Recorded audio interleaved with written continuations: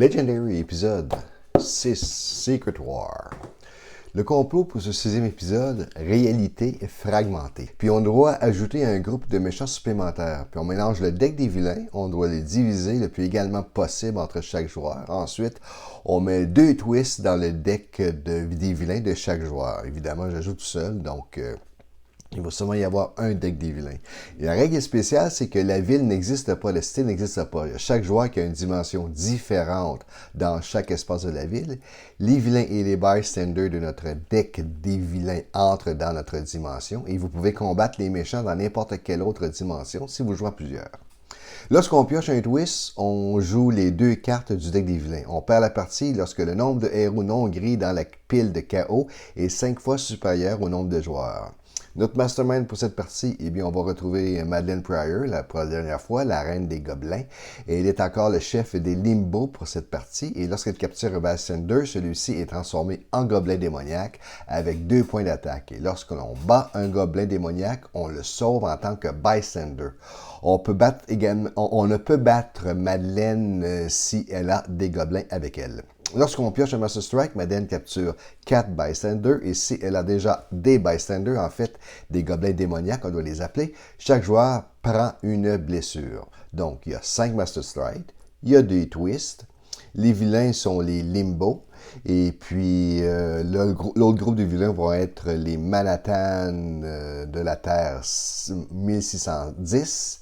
Et comme j'ai joué avec tous les groupes des Henchmen, on va prendre 3 Henchmen encore une fois différents, parce que j'aime ça faire ça.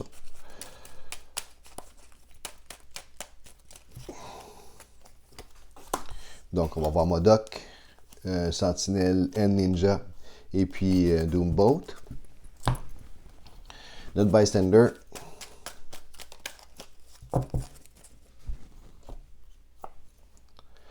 Un bystander standard. Donc, je vous rappelle que je joue en mode Advanced Solo Play. Pour en savoir plus sur les règles de base, je vous invite à cliquer sur les liens qui accompagnent la vidéo. De plus, si vous voyez des misplays durant la vidéo, n'hésitez surtout pas à me le faire savoir dans les commentaires. Et puis aujourd'hui, on va jouer avec Lady Thor. Si vous savez voir, ça va être seulement des héros, des super-héros féminins. Donc, Lady Thor qui a 8 cartes bleues, 9 cartes vertes, et puis elle a 11 cartes de recrutement et 3 cartes d'attaque. On a également Captain Marvel. Captain Marvel qui a 11 cartes bleues, 8 cartes vertes. Captain Marvel a 5 cartes de recrutement et 9 cartes d'attaque. Et puis, on va jouer aussi avec Apocalyptic Kitty Pryde qui a 9 cartes rouges et 8 cartes noires. Elle a 6 cartes de recrutement et 8 cartes d'attaque. Je dois vous avouer franchement que pour cette partie-ci, je donne pas cher de ma peau. Parce que on a seulement une cité un espace qui est disponible dans cette réalité-là. Et puis bon, ici, je les ai bloqués avec des cartes Legendary de base. Une fois, on ne sait pas quoi faire avec ces cartes-là, mais ça peut servir à ça. De la boîte de base, de ces fameuses cartes qu'on se demande à quoi ça sert. En fait, ce que ça peut servir aussi à remplacer des cartes. Si jamais vous en perdez une, bien, vous l'imprimez, vous la collez dessus, vous la slivez. Ça peut être intéressant.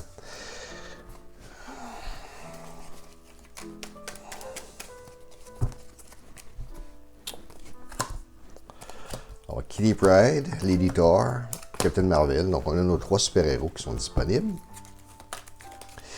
Il y a une chose que je remarque souvent lorsque je fais mon montage vidéo. J'oublie toujours un truc bien important. Et puis, des fois, ça peut changer la direction du jeu. C'est qu'à toutes les fois qu'il y a un super-héros qui s'évade, je dois KO une carte de super... à toutes les fois qu'il y a un méchant qui s'échappe, je dois KO une carte de mon HQ. J'oublie souvent de faire ça, j'ai remarqué. Donc j'espère que pour mes 74 prochaines vidéos que je vais faire, parce qu'il me reste 74 scénarios complots, et je vais éviter ce problème-là. Donc là, on va commencer avec Scheme Twist important. Donc, lorsqu'on a un scheme, on doit jouer 2 héros. Il y en a 1. 2. Donc, tout de suite, ça nous met un super-héros KOE.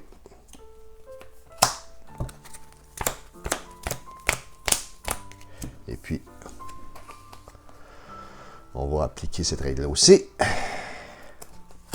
Et voilà.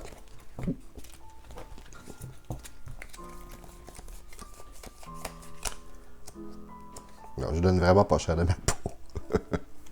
1, 2, 3, 4, 5. On va aller chercher... Tiens, celle-là, si on a plus que 6 par tour, eh bien, j'ajoute plus 2 de mon point d'attaque. C'est beau.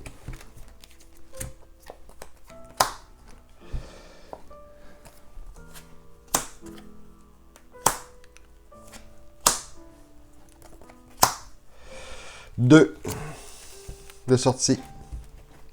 La partie ne fait que commencer. La partie va durer probablement 5 minutes. Ça va être la plus courte. 1, 2, 3. Et puis j'ai 3. Bon, ça c'est super. On va prendre notre H-Man qui nous donne 1 point de recrutement de plus. Donc on va ajouter, bon, disons qu'on a 4 points de recrutement au total. Et puis, on va aller chercher pour 4. Si j'ajoute une carte bleue avant. Ah, tiens.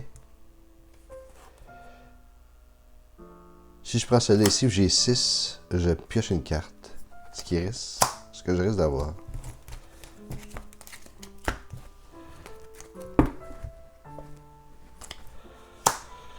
Ambush. Infernus Cyclope capture un bystander. Et là, s'il sort avec un bystander, ben, je dois seulement avoir 5 cartes dans ma main. J'ai besoin de 6. Chose que je n'ai pas. 1, 2, 3, 4, 5, 6.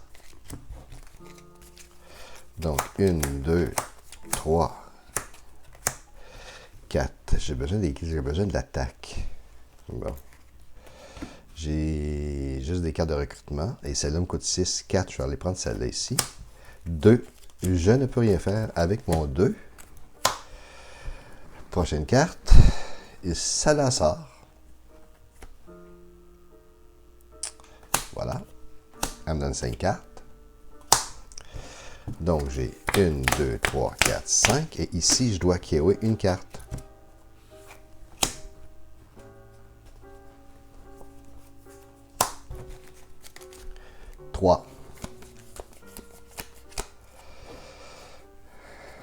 C'est l'enfer.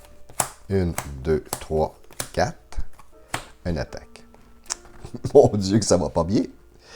Et puis, bon, ben là, j'ai 2, 3, 4, 5. Et voilà. On va aller chercher l'attaque. 1. J'ai bien pris 5 cartes, hein. 1, 2, 3, 4, 5. Oui, c'est ça, j'ai bien pris 5 cartes. Bon, allez. Là, je suis rendu à 3. Celle-là ici. Fight, reveal a top card of your deck. Escape. Each player teleport a random card from their hand. Ok, voilà.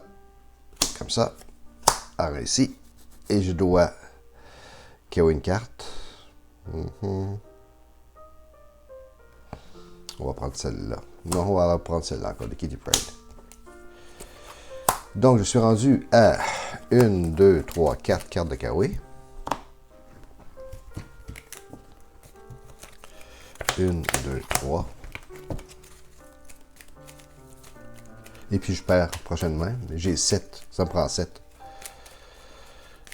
Et puis là, il y a une carte qui doit être 1, 2, 3, 4, 5. Que je dois téléporter.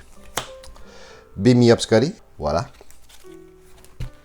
On va voir qu'est-ce qu'elle dit, c'est ça. Et puis, c'est 2, 3, 4. Et 1, 4. Je prends cette carte-là ici qui me permet de piocher une carte. Master Strike. C'est bien. Master Strike. Madeline capture 4 bystanders. 1, 2, 3, 4.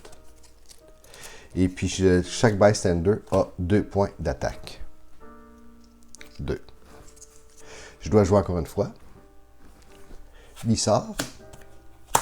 Je KO une carte. J'ai perdu. Voilà. Aussi simple que ça. Je pense pas que ça se joue en Advanced Solo Play, ce jeu. Mais je pense pas. Je pourrais m'essayer une autre fois, mais je pense que c'est totalement inutile. Il faudrait que j'aie des cartes d'attaque tout de suite en partant. Et puis, si on analyse les cartes ici. Lui, il a 7, 5 points d'attaque, 6, 4, 4. C'est quand même assez possible de faire. Bon, évidemment, heureusement qu'on a nos Inchman. Le reste, c'est des cartes de 5. Il y en a des cartes de 6, 6, 5, 7. Ouais. Non, je pense vraiment pas que c'est possible de le battre en Advanced Solo Play. Je pense que c'est une carte qui doit... Je crois que c'est un scénario qui doit se jouer en groupe. Alors, bon, ça a été comme ça pour l'épisode 6, qui est l'épisode la plus courte que j'ai fait. Mais au moins, la mécanique fonctionne de cette façon-là. Donc, à la prochaine, on va se retrouver bientôt pour l'épisode numéro 7.